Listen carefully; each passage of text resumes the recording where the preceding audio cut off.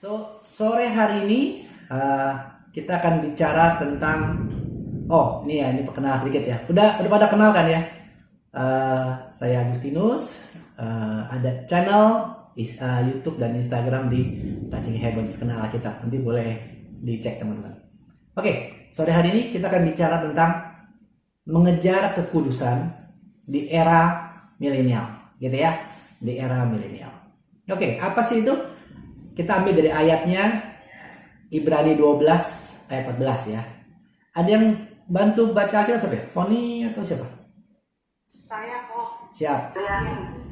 Oke, kita buka ya Ibrani 12 ayat 14. Foni, tolong dibacakan. Liani, sorry, Liani. Ibrani 12 ayat 14. Berusahalah hidup damai dengan semua orang dan kejarlah kekudusan, sebab tanpa kekudusan tidak seorang pun akan melihat Tuhan. Oke. Ayat ini cukup singkat, cukup jelas, tapi ngelakuinnya susah ya teman-teman ya. Dia bilang gini, berusahalah hidup damai dengan semua orang. Semua orang. Jangankan semua orang, sama pasangannya kadang kita berantem, nggak sih? Masih ada hal-hal yang kita belum beresin gitu ya. Tapi disuruh bilang hidup damai dengan semua orang. Oke. Yang kedua, kejar kekudusan, teman-teman. Kita disuruh kejar. Ya, artinya ini sesuatu yang boleh dibilang? Perjalanan seumur hidup kita gitu ya. Bukan dapatkan gitu. Kalau dapatkan habis dapatkan selesai gitu ya. Ini enggak, kejar. Artinya itu akan selalu bergerak, akan selalu di depan kita gitu. Dengan segala kekuatan, dengan segala usaha kita, kemampuan kita harus kejar yang namanya kekudusan. Terus kenapa? Bilang situ kan, sebab tanpa kekudusan tidak seorang pun akan melihat Tuhan. Wah, itu besar sih. Ya. Jadi kita bisa aja ikut gereja gitu ya, ikut sekutuan doa, ikut bina iman atau ikut kegiatan-kegiatan rohani gitu ya. Tapi tanpa kekudusan teman-teman, dibilang dengan jelas, kita tidak bisa melihat Tuhan. Betapa sayang, betapa percuma, betapa mirisnya gitu ya. Kita spend our life, hidup kita untuk berusaha gitu ya, hal-hal yang rohani. Tapi kalau kita tanpa kekudusan, Tuhan kita nggak bisa lihat gitu. Padahal kan kita pengen untuk mengenal Tuhan gitu kan. Oke. Nah teman-teman, kenapa sore hari ini saya bicara soal kekudusan gitu? Karena saya mau bilang begini, ini saya munculkan beberapa ikonnya. Ini adalah gadget-gadget bahasanya.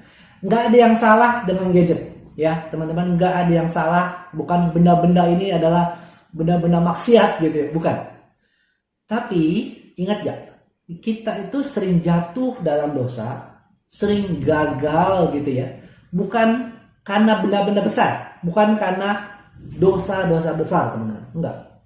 Ya di sini puji Tuhan ya, saya yakin nggak ada yang pembunuh gitu ya, nggak ada yang narkoba atau nggak ada yang berzina gitu, enggak. Tapi kita bisa jatuh dengan dosa-dosa kecil.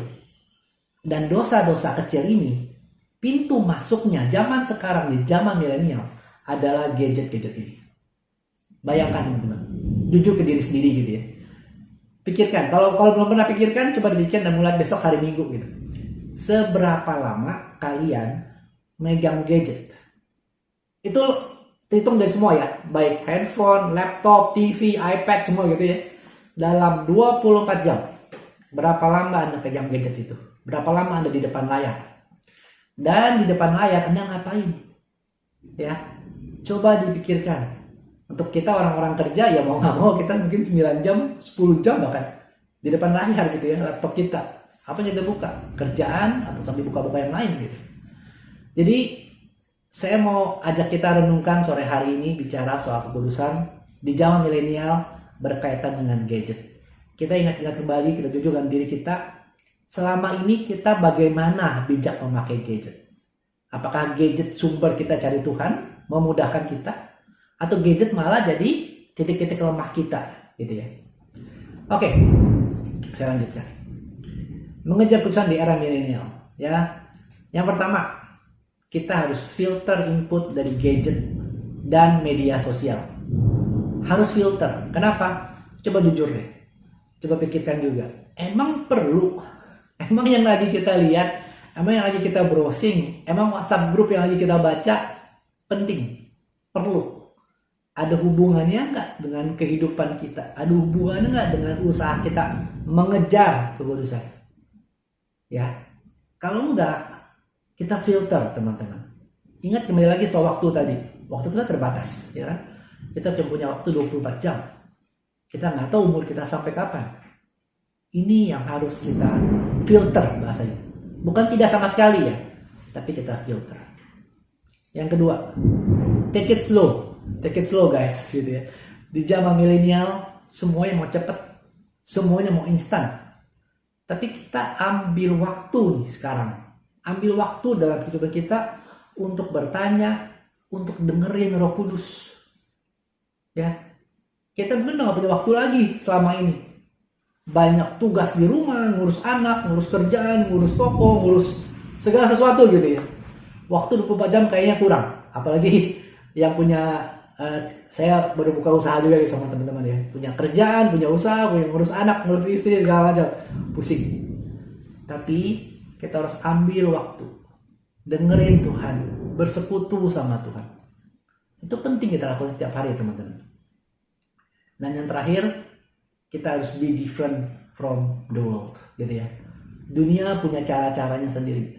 Dunia punya hal-hal yang menyenangkan, yang trendy, yang semua harus lakukan gitu ya. Padahal ironis ya. Di zaman milenial katanya semua orang I'm unique, I'm different gitu ya. Tapi semua orang ngikutin tren.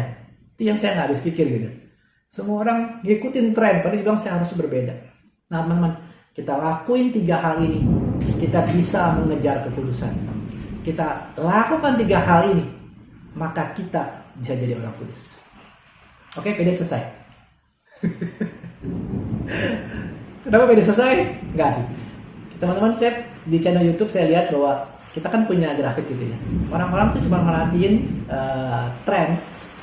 Span of attention kita cuma 5 menit sampai 10 menit. Jadi kalau kami bikin renungan 5 sampai 10 menit. Saya posting PD kayak PD, saya posting video kayak PD hari ini tuh yang sejam 40 menit, jarang orang nonton sampai habis, jarang. Persentase kecil. Itu dia tuh salah satu apa ya? Gue dibilang tren. Bahwa orang nggak punya span attention yang panjang, gitu ya. Even untuk rohani, kalau teman perhatikan ya, Romojo gitu ya, atau beberapa Romo yang bikin channel rohani juga, 5-10 menit, 1 menit kadang-kadang. Cuman 1 menit. Di atas itu kita udah nggak punya waktu lagi. Nah teman-teman, kita renungkan juga ya, kita seberapa punya atensi buat Tuhan. Oke, yang punya urusan lain, yang punya kerjaan lain silahkan leave. Yang masih mau stay, saya lanjutkan materinya gitu ya. Karena di zaman milenial saya menyesuaikan orang-orang yang sibuk. Ini udah selesai, inti PD-nya begitu. Oke. Nah, yang masih mau stay, saya lanjutkan. Saya akan bahas dulu yang namanya era milenial.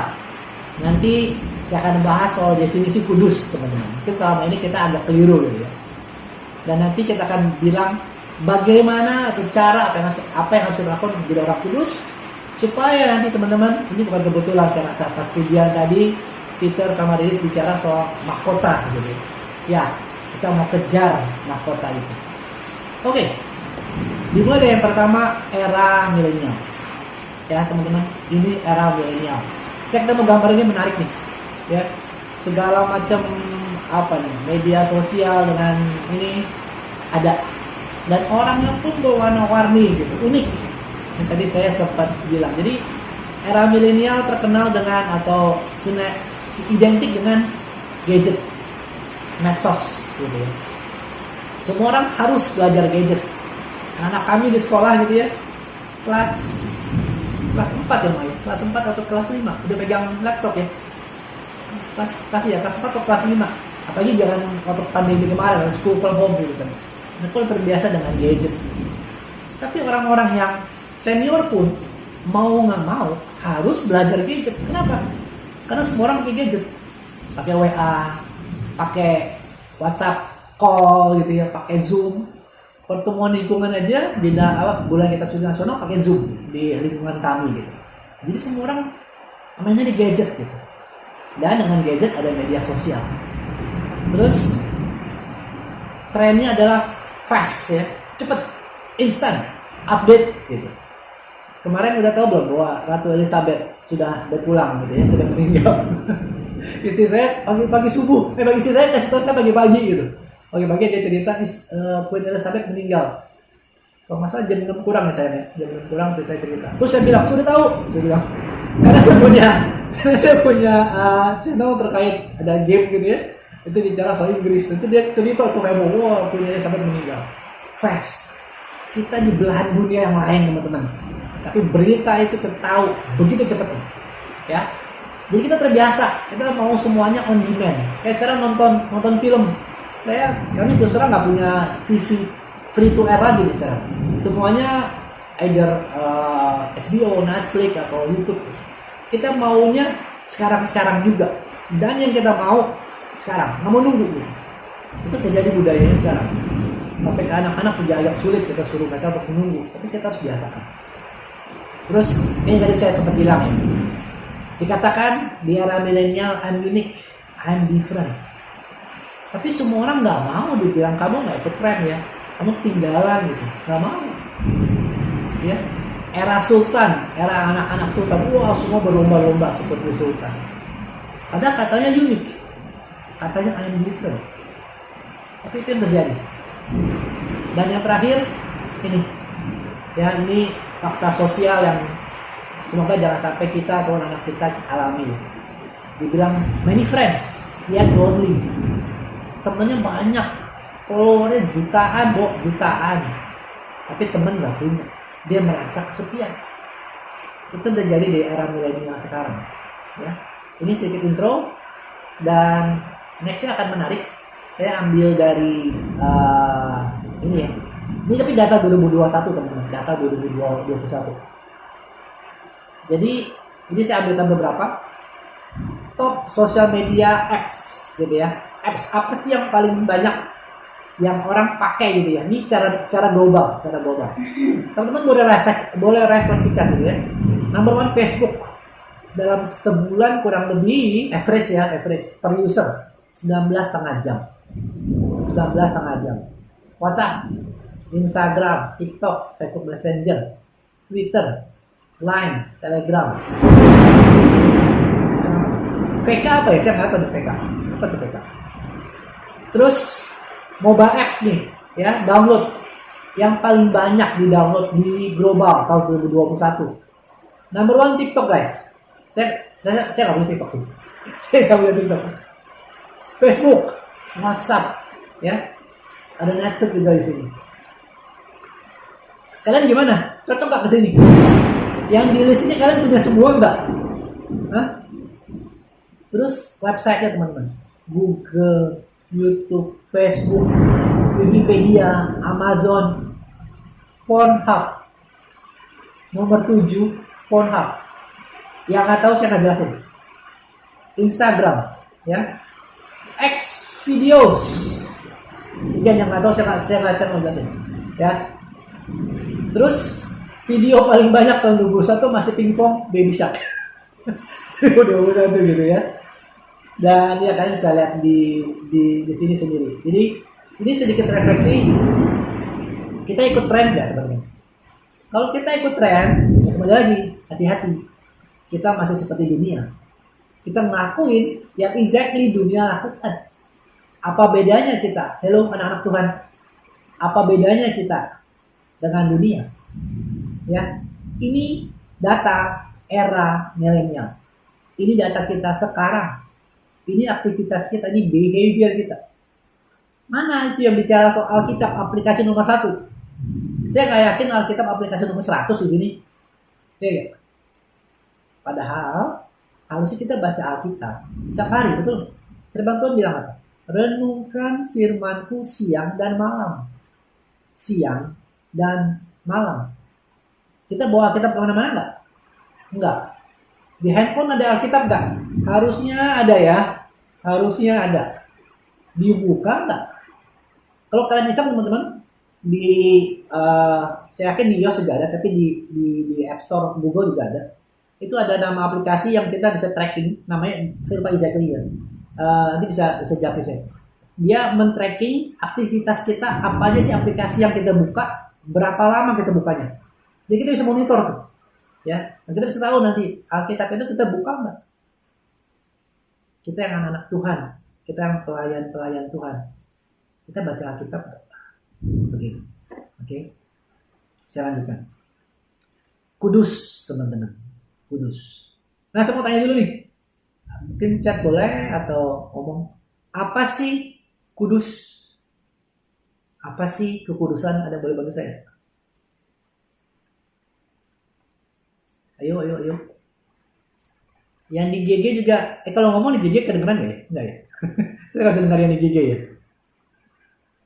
Ayo teman, apa itu kudus? Apa itu kekudusan? Vera, tidak bercela. Very good. Ada lagi?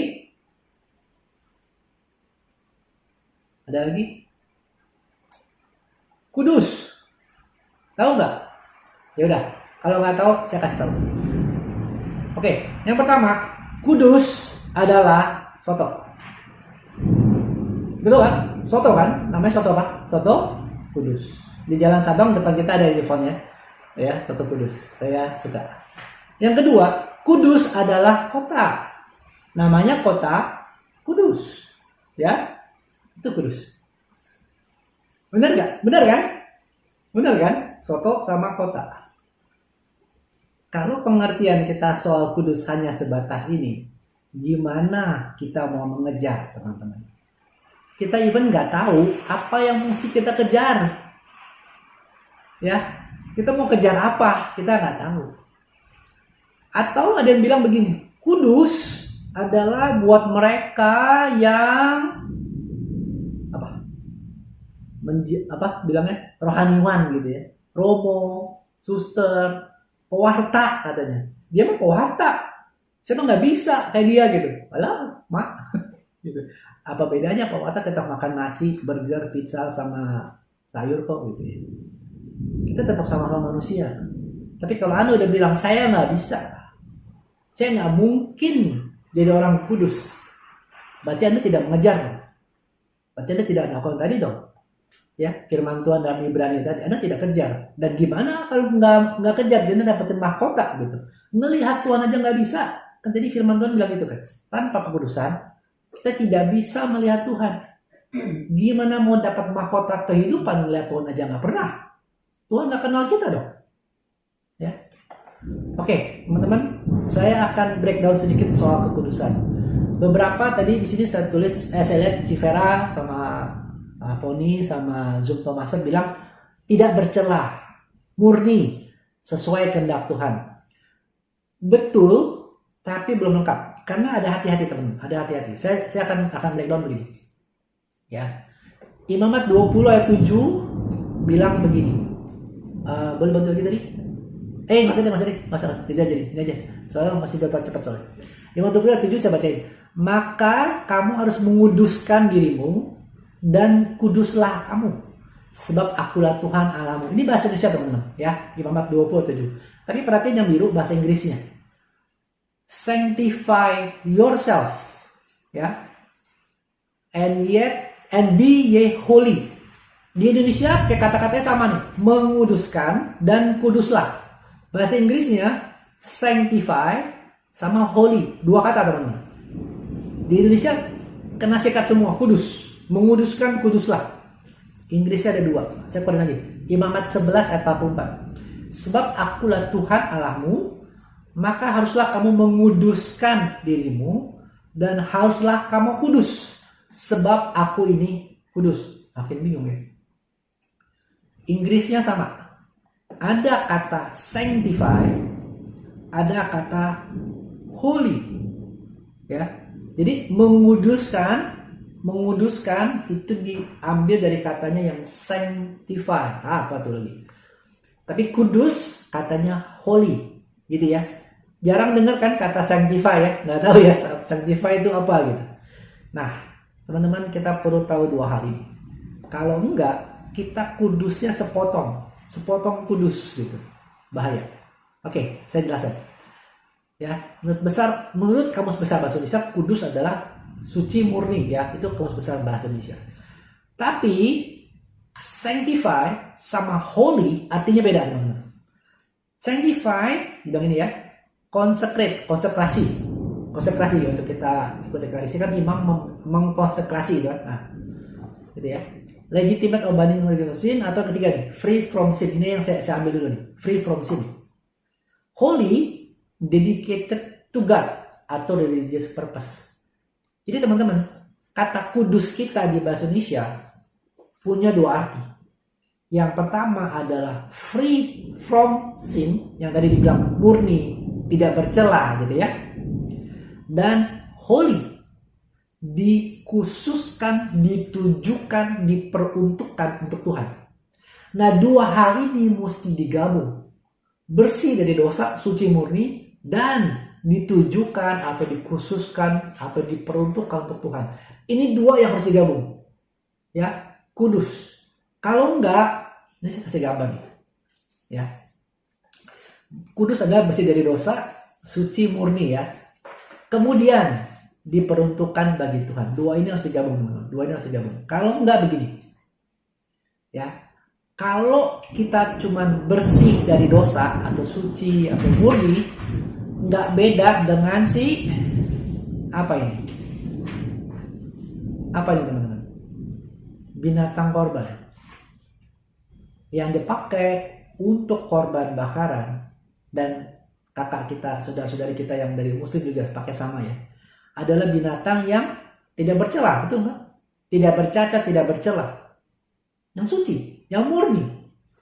Kalau kita cuma sebatas bagian pertama, kita nggak beda dengan binatang korban, ya teman-teman. Atau kalau hanya diperuntukkan bagi Tuhan, kita nggak beda dengan ini. Ini apa? Ini altar teman-teman. Altar dipakai cuma buat apa? Cuma buat ekaristi kan? Nggak ada kan altar dipakai buat makan malam gitu ya? Altar dipakai buat apa? Buat tidur-tiduran gitu? Nggak ada kan? Fungsi altar udah tahu. Altar hanya untuk Tuhan. Jadi kalau kita hanya sepotong, hanya bersih dari dosa atau hanya untuk Tuhan, kita nggak beda dengan binatang korban atau altar. Nah, dua hal ini yang kita combine menjadi kita orang kudus, teman-teman. Orang kudus itu bukan orang rohaniwan yang udah nggak injek bumi, bukan. Orang kudus, Anda, saya, kita semua harusnya ya teman-teman, orang kudus. Meskipun KTP-nya Jakarta atau mungkin daerah lain gitu. Tapi kita adalah orang kudus dan kita harus jadi orang kudus. Ya. Saya lanjutkan teman-teman. Nih, ingat, Tuhan nggak cari orang saleh, ya. Saya keluarin gambar di sini bukan maksud bagaimana, cuman saya mau menunjukkan sisi ekstrim. Kecepatan. Ya, kita tahu mereka di sana punya kesalehan yang luar biasa. Yang sebelah kanan saya gitu. Itu juga yang tinggal di goa, yang nggak ketemu orang gitu ya. Itu punya kesalehan yang luar biasa, yang puasanya sekian hari dalam sebulan. Ya, tapi Tuhan nggak cari begitu. Tuhan bukan cari orang saleh yang menjalankan kewajiban agama, enggak. Tuhan nggak cari orang yang rajin kasih sumbangan, donasi, enggak. Atau pakai atribut agama gitu ya, di tato atau di pakaian atau kalung segala macam, enggak. Even yang bawa kitab suci kemana-mana, bukan. Yang banyak ziarah, yang pergi-pergi ke tempat suci, ke Israel, ke Roma, ke Lourdes segala macam, pergi semua gitu, bukan itu. Artinya udah lama jadi aktivis agama gitu ya, pengurus PD, pengurus dewan paroki segala macam, bukan itu. Tapi nothing wrong dengan semuanya teman-teman. Ya, poin-poin yang saya taruh di sini harus kita lakukan. Yes, harus dong. Ya, ini adalah akibat saat kita orang kudus, kita melakukan hal-hal ini. Tapi bukan terbaliknya. Karena kita melakukan hal-hal ini, maka kita jadi orang kudus. No. Ya, jangan terbalik teman-teman. Semua ini penting. Tapi ini adalah akibat. Karena kita orang kudus, kita melakukan hal-hal ini. Ya. Yesaya 64 ayat 6a. Boleh dibantu lagi dibacakan? Yesaya 64 ayat 6a. Demikianlah kami sekalian seperti seorang najis dan segala kesalehan kami seperti kain kotor. Terima kasih. Ya, teman-teman, mungkin pernah tahu ya, ayat ini bicara soal kain kotor. Kain kotor ini bukan kain habis ngelap, ya, bukan kain pel. Ya, dengan segala hormat saya jelaskan di sini, kain kotor ini adalah kain yang dipakai untuk menstruasi. Di zaman dulu kan belum ada pembalut ya.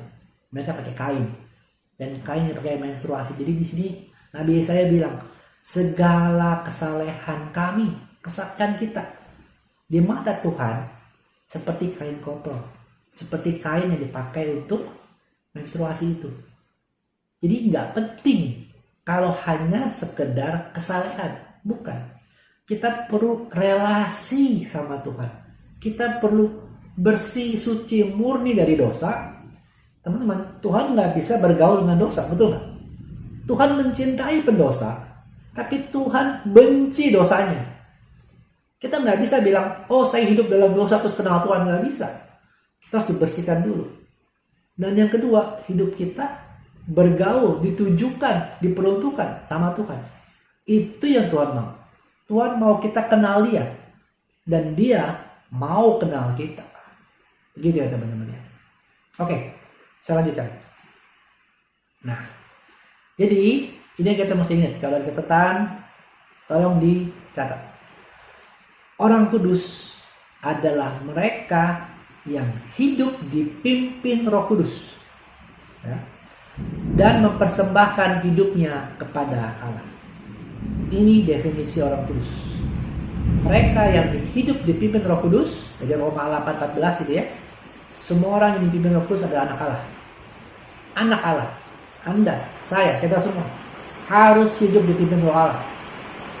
Artinya, Roh Kudus mau kita ngapain?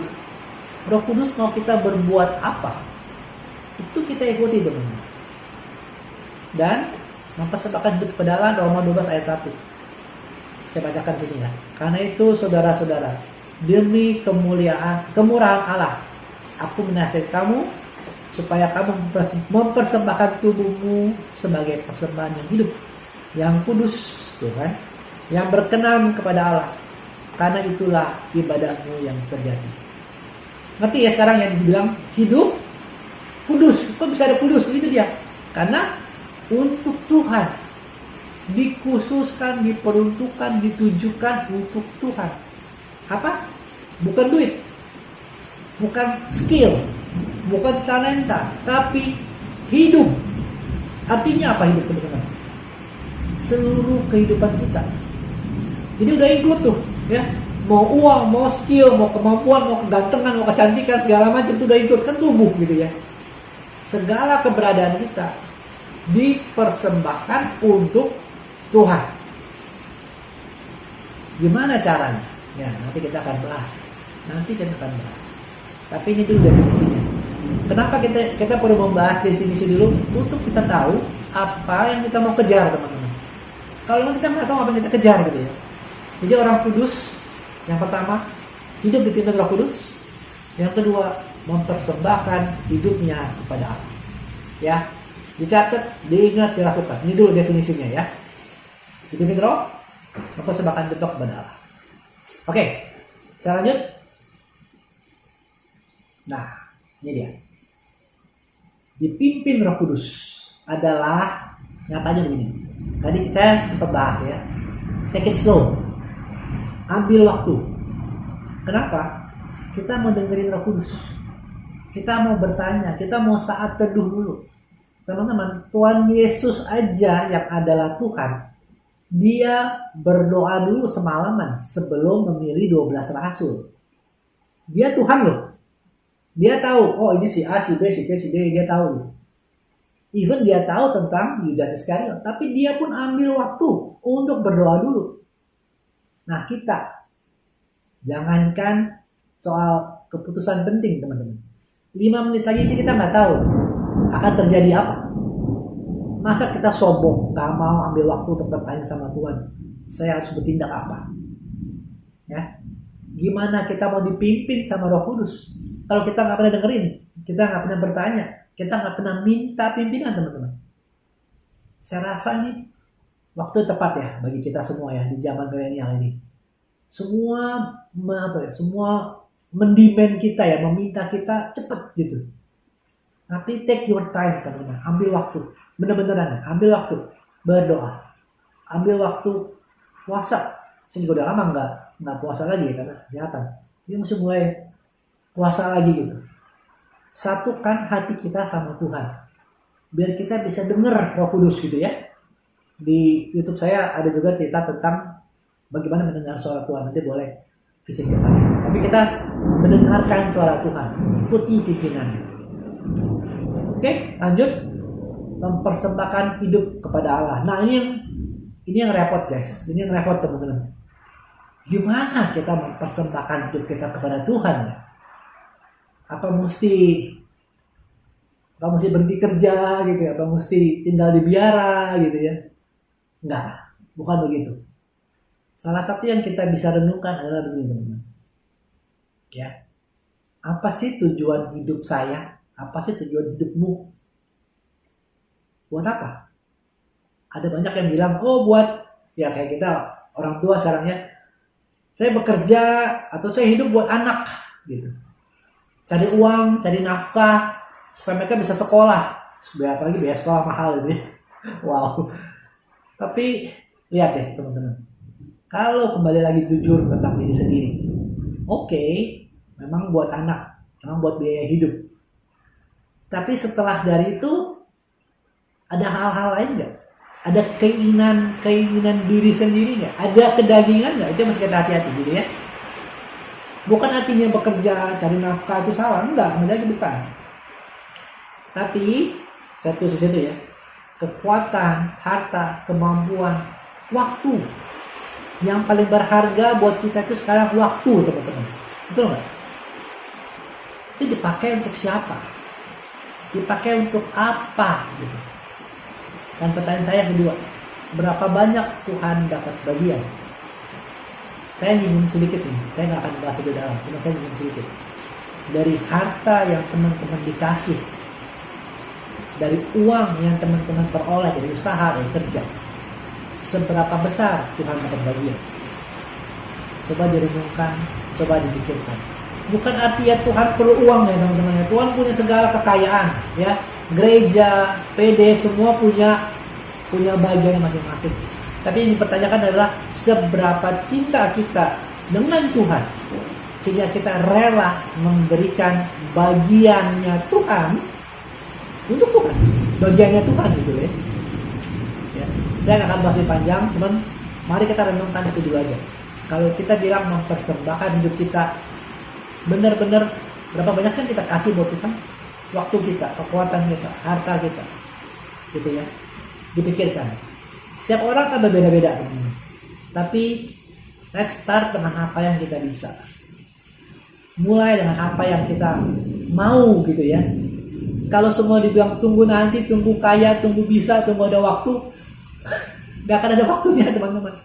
Ya, apalagi zaman milenial gitu ya. Mana ada waktunya?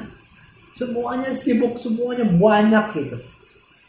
Saya ada teman cerita di kantor, dia kerja di kantor, terus dia juga ambil project di US. Jadi jam 2 atau jam 3 pagi, kan US kita beda jam gitu ya. Jadi dia bangun setiap hari, jam 2, jam 3 pagi, untuk kerjain project dia dari US. Wow, saya amazed sama teman saya. Luar biasa. Tapi itulah, ya kita bisa melakukan segala banyak hal untuk harta, ya, untuk materi. Tapi apa yang bisa kita lakukan untuk Tuhan?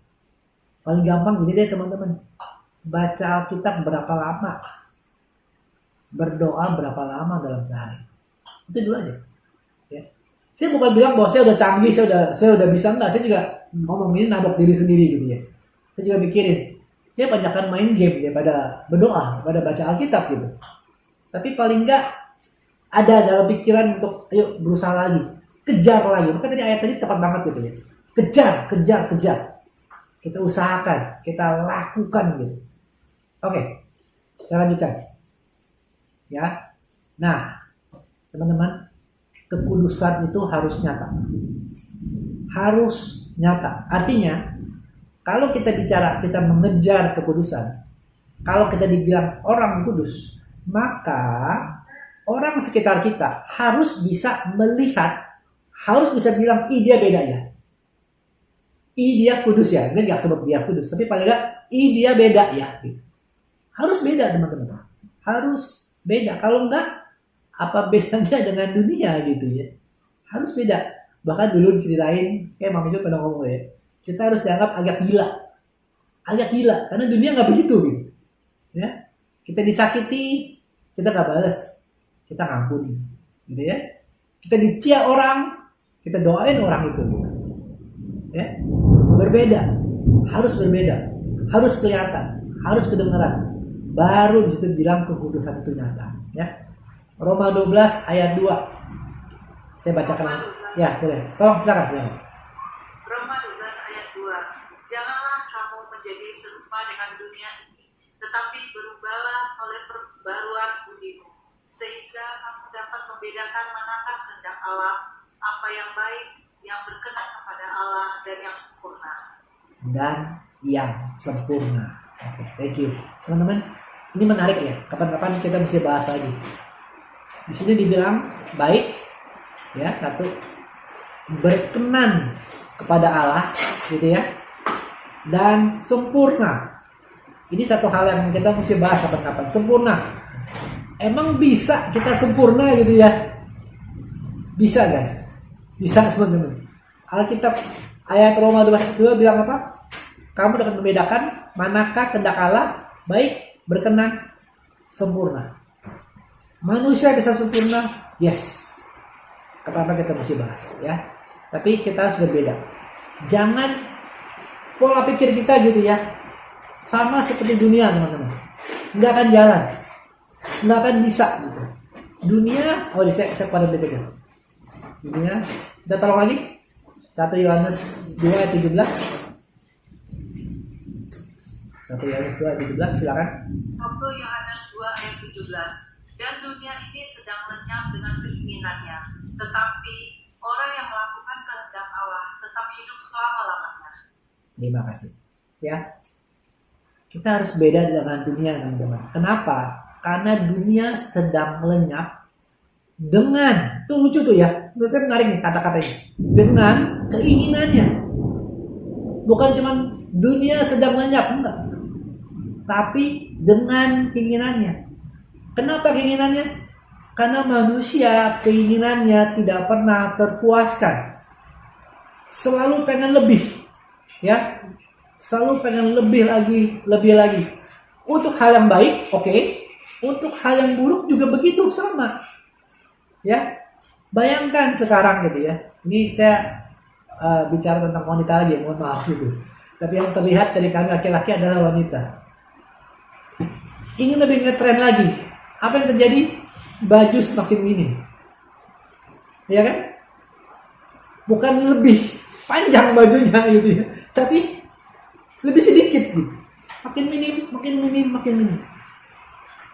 Itu salah satu contoh aja. Tapi di sini bilang dunia sedang lenyap dengan keinginannya. Nah, teman-teman, kalau mindset kita nggak dirubah, keinginan kita ngikut dengan keinginan dunia. Pasti itu. Ya. Bayangkan aja, saya bicara soal gadget teman-teman. Setiap bulan, bahkan kurang dari sebulan, ada aja gadget yang baru. Keingin nggak ganti upgrade gitu. Nah itu bahaya. Ya, itu satu contoh aja.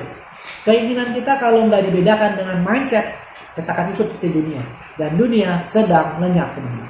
Oke, saya percepat sedikit. Ya. Kekudusan harus nyata dengan pertama pikiran. Ya, Filipi 4 ayat 8 bilang, saya baca aja ya.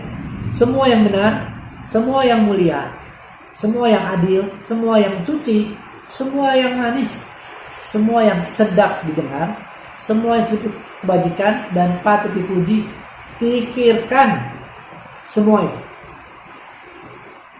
Bisa nggak kita lakukan? Bisa. Mau atau tidak, tergantung Anda. Bisa. Mau nggak? Well, teman-teman, tergantung input, boleh saya bilang. Tadi kita bicara soal gadget, soal medsos. Apa yang kita lihat, nanti saya akan juga bahas tentang mata ya. Itu akan menjadi input kita kepada pikiran. Kalau input kita hal-hal yang apa bilangnya, kedagingan, gitu ya, hal yang ngetren, ada benda baru, ada mobil baru, ada yang baru, gitu ya. Kita akan pikirin itu. Tuhan akan dapat spot yang mungkin di luar pikiran kita, malah gitu ya, di luar kepala, benar-benar di luar kepala. Tuhan di luar kepala gitu, ada nggak masuk kepala kita. Yang kita pikirkan hal-hal duniawi. Tapi kalau kita kasih inputnya adalah hal yang rohani, Alkitab, renungan, khotbah, maka kita pikirin Tuhan, teman-teman. Jadi kekudusan nyata dimulai dari pikiran kita. Apa sih kita pikirin? Ya, dan pikiran itu tergantung nanti apa sih kita masukin, apa input kita. Kembali lagi tadi saya sempat bilang bahwa perlu nggak sih yang sedang Anda lihat, yang sedang Anda browsing, yang sedang Anda ikutin, perlu nggak sih? Ya, itu dulu aja sebagai pertimbangannya. Kalau itu nggak perlu, nggak ada hubungan dengan kekal, ya nggak ada hubungan dengan kekekalan gitu, apa ya, nggak ada hubungan dengan kekekalan, nggak ada hubungan dengan membangun diri kita gitu ya. Nggak usah, teman-teman. Beneran. Di sini saya juga ngomong ke diri saya sendiri gitu ya. Nggak ada gunanya buang waktu. Waktu kita terbatas. Oke, saya lanjut. Ya, perkataan, mulut. Imamat 19 ayat 2 bilang, kenapa di stop? Janganlah kamu ya, kenapa? Saya baca aja, saya mau percepat ini. Janganlah kamu bersumpah dusta demi namaku, supaya kau jangan melanggar kekudusan nama Tuhan. Teman-teman, jaga mulut ya. Jangan cuma bilang, saya kebiasaan sumpah serapah gitu. Ada teman yang latahnya itu kata-kata jorok. Bayangin ya, latahnya kata-kata jorok. Artinya di dalam subconscious dia itu ada hal-hal yang jorok. Waktu dia kaget, waktu dia latah, keluarnya itu. Ya. Terus Matius 5 ayat 37 juga bilang, jika iya, hendaklah kamu katakan ya. Jika tidak, hendaklah kamu katakan tidak. Apa yang lebih daripada itu berasal dari si jahat. Wow. Ya adalah ya, tidak adalah tidak. Lebih daripada itu berasal dari si jahat. Kenapa? Nanti kita bicara behavior di sini. Karena ada motif, ada deception, ada yang kita tutup-tutupi. Ya adalah ya, tidak adalah tidak. Lebih dari itu, ada hal yang ditutup-tutupi. Oke, saya lanjutkan. Mata ya teman-teman ya. Di zaman milenial mata kita itu sangat pengaruh. Ya, kuping juga sih, cuman kita bicara soal mata, gadget kan ya. Matius 6 sampai 23, Matius 6 ayat 22 sampai 23 bilang, mata adalah pelita tubuh. Jika matamu baik, teranglah seluruh tubuh. Jika matamu jahat, gelaplah seluruh tubuh. Jadi jika terang yang ada padamu gelap, betapa gelapnya kegelapan itu. Apa sih matanya jahat? Apa sih artinya matamu jahat? Apa yang kita lihat, teman-teman? Dan apa yang ingin kita lihat? Artinya begini, mata kita jahat karena kita ingin, misalkan gitu ya, saingan kita tuh bangkrut. Kita ingin saingan kita itu gagal. Itu yang kita lihat, persepsi kita. Itu terus yang akan kita lihat, yang akan masuk dalam pikiran kita, yang akan kita doakan, tanda petik gitu ya, berdoa ke orang lain silakan. Gitu. Tapi itu dah kalau matamu jahat. Jadi jaga mata kita, teman-teman. Di era milenial ini benar-benar jaga mata kita. Apa yang kita lihat, apa yang kita browsing, apa yang kita buka. Oke. Nih, berikutnya hati dan harta. Ya, jagalah hati dengan segala kewaspadaan, kita tahu ya. Tapi juga jangan lupa soal harta, teman-teman. Karena di mana hartamu berada, di situ juga hatimu berada. Artinya, apa sih yang menjadi istilahnya? Apa sih yang menjadi yang berharga buat kita gitu? Apakah followers di YouTube, apakah followers di medsos kita berharga? Bisa jadi loh, di zaman sekarang itu yang jadi harta, ya. Stres kalau followersnya berkurang. Mikirinnya itu terus, gimana dapat followers, gimana orang like, mau orang dislike gitu. Di situ hati kita berada. Ya. Jadi harta nggak di zaman milenial nggak cuma bicara soal fisik, tapi juga yang rating gitu tuh, yang like, dislike, followers. Oke.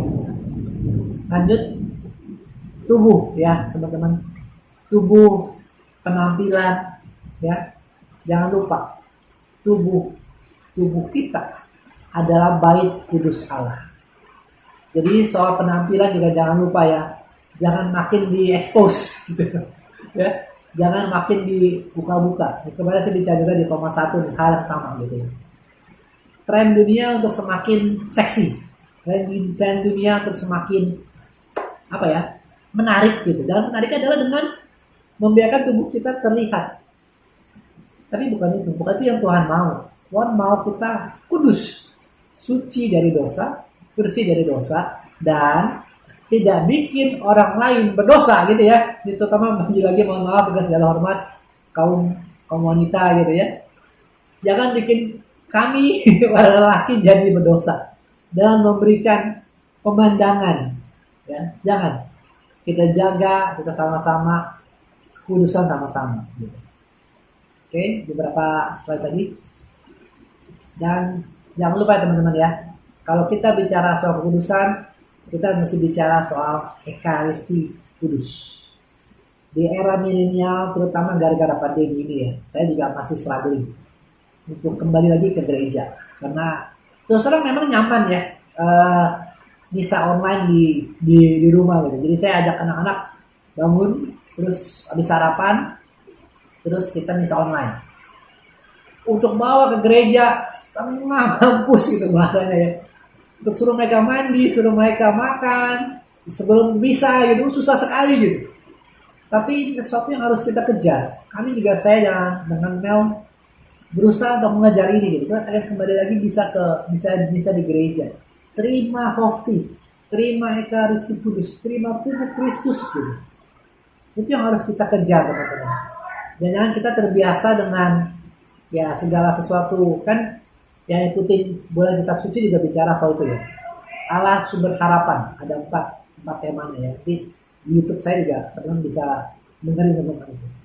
Kita takutnya melupakan ya, saking enaknya dengan keadaan pandemi kita melupakan persekutuan di gereja. Ketemu orang-orang beriman, ketemu Tuhan dalam wujud roti, tubuh dan darah Kristus. Itu jangan kita lupakan teman-teman. Ini juga sesuatu yang harus kita kejar, yang harus kita upayakan. Imamat 19:30, Imamat 26:22 bicara itu ya.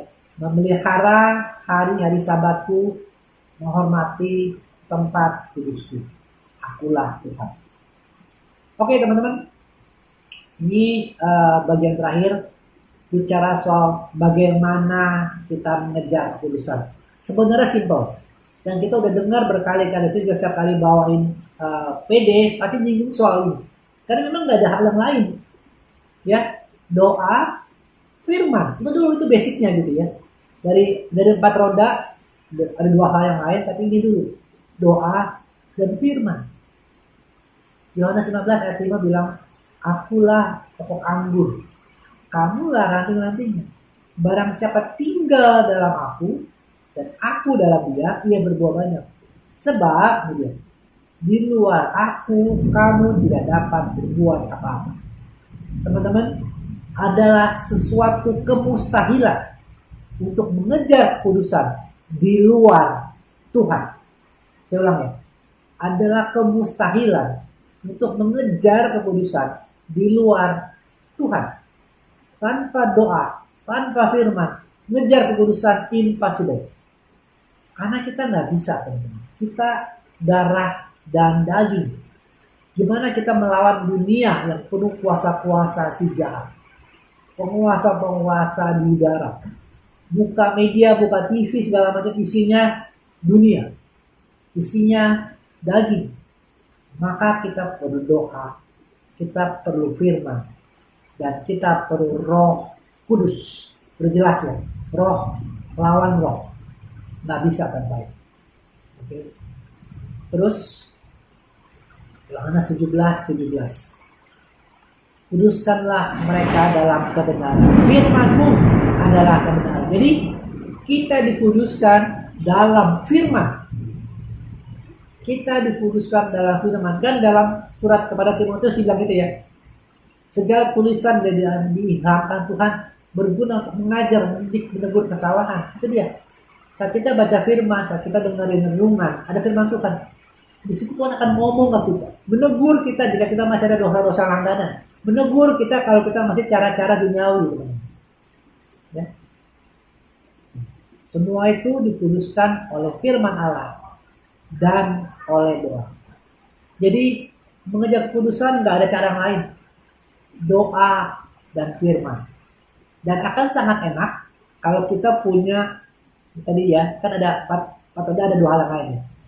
Persekutuan dan pelayanan. Jadi kalau kita bersekutu dengan orang-orang kudus itu bisa jadi pagar buat kita, mengingatkan kita ya bahwa kita harus berjuang mengejar kekudusan sama-sama. Oke teman-teman, kenapa saya ingatkan lagi, nanti baca di rumah ya. Yakobus 1 ayat 12, Wahyu 14 ayat 12, nanti baca di rumah.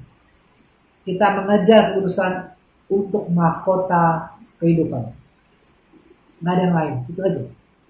Saya melihat gambar ini begitu tersentuh gitu ya, ngebayangin saat nanti waktu kita tiba atau panggil kita, Tuhan berdiri di depan kita dan dia peluk kita gitu, sambut kita. Aduh itu indah sekali buat saya ngebayangin itu sampai merinding gitu, sampai pernah ngeluarin air mata gitu. Tapi ini yang harus kita kejar teman-teman. Gimana Tuhan mau kenal kita, gimana Tuhan mau nyambut kita kalau kita tidak mengejar kekudusan sekarang. Mungkin rasanya sulit gitu ya, mungkin rasanya aduh resek gitu ya. Kok orang lain begini kok saya nggak bisa gitu, kok nggak boleh sih ikut Tuhan, kok banyak aturannya sih gitu ya, ribet gitu. Saya mau bicara lagi soal bajakan ya. Orang bisa ngebajak film ya, ngebajak lagu, kita anak Tuhan nggak boleh gitu ya. Aturan lagi. Anak saya sering ngomong gitu, aduh ikut Tuhan aturan dulu gitu. Ini nggak boleh, itu nggak boleh gitu. Ya, kenapa? Karena aturan itu adalah pagar, teman-teman, rute yang menjaga kita supaya jangan nyasar. Kemana? Ke surga. Untuk mahkota kehidupan. Kalau kita memfokuskan pikiran kita atau pandangan kita ke sana, nggak berasa berat. Karena melihat gambar ini aja bagi saya udah tersentuh.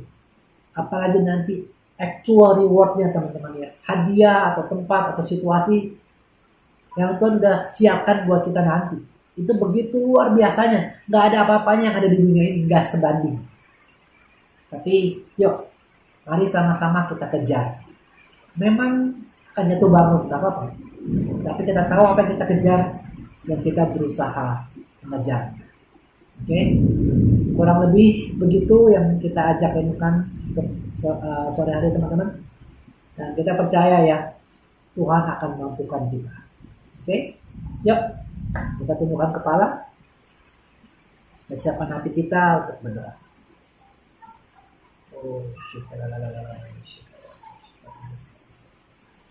Dan nama Bapa, Putra, Roh Kudus. Amin. Roh Kudus, terima kasih atas waktu sore hari ini Tuhan. Hamba begitu semangat Tuhan bicara ini, sharingkan ini Tuhan, bukan artinya hamba sudah jago atau udah lulus atau udah bisa, enggak Tuhan. Terima kasih kami semua berjuang bersama-sama Tuhan, mengejar kekudusan-Mu. Memang kami masih jatuh karena hal-hal yang kami anggap biasa, hal-hal sederhana yang nggak apa-apa, hampir dunia gitu Tuhan. Tapi sore hari ini Roh Kudus ingatkan kami lagi. Tegur kami lagi Tuhan. Jika kami punya toleransi yang begitu rendah tentang dunia, masih memperbolehkan ini dan itu Tuhan. Biar kami naikkan standar lagi kekudusan dalam hidup kami. Seturut standar-Mu Tuhan. Mungkin selama ini kami terlena dengan keenakan, dengan kemudahan. Tapi biar kami pakai teknologi, kami pakai fasilitas yang Kau sediakan dalam hidup kami untuk mencari Engkau lebih lagi. Kami tahu di era digital ini banyak tantangan, banyak hambatan, banyak kesulitan. Tapi di saat yang sama juga banyak kesempatan, banyak cara yang memudahkan. Makin cepat untuk kami mencari firman, makin cepat untuk kami mencari kebenaran. Makin mudah kami terhubung dengan orang-orang beriman, orang-orang percaya, orang-orang kudus di sekitar kami. Bahkan dengan mereka yang jauh di sana Tuhan. Kita bisa berkomunikasi, kita bisa sama-sama belajar, sama-sama mengejar.